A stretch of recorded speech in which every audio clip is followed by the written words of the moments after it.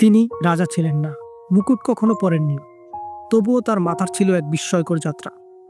১৬৫৮ সালে ইংল্যান্ডের গৃহযুদ্ধের সময় শক্তিশালী নেতা অলিভার ক্রমওয়েল মারা গেলেন। তাকে ওয়েস্টমিনিস্টার অ্যাবেতে সম্মানসহ কবর দেওয়া হলো। কিন্তু ঠিক ২ বছর পর রাজতন্ত্র ফিরে এলো। নতুন রাজা দ্বিতীয় চার্লস, তিনি তখন নির্বাসনে ছিলেন। তিনি ক্ষমতায় ফিরে আসেন। তিনি ভুলে যাননি ক্রমওয়েলের শাসনে তার পিতার অপমান। ১৬৬১ সালে প্রতিশোধ নিতে ক্রমওয়েলের মরদেহ কবর থেকে তোলা হয়। তার নাম ইতিহাস থেকে মুছে ফেলার চেষ্টা করা হয়।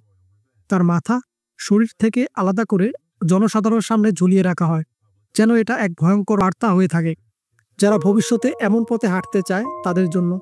কিন্তু সময়ের সঙ্গে সঙ্গে সেই মাথা হারিয়ে যায়। প্রায় ৩০০ বছর ধরে সেটা ঘুরছে হাত থেকে হাতে। সংগ্রাহক, প্রদর্শনী, গবেষক কেউ ছাড়েনি। শেষ পর্যন্ত ১৯৬০ সালে সেই মাথা কবর দেওয়া হয় ক্যামব্রিজের সিডনি সাসেক্স কলেজে। সেখানেই একদিন পড়াশোনা করেছিলেন অলিভার ক্রমওয়েল।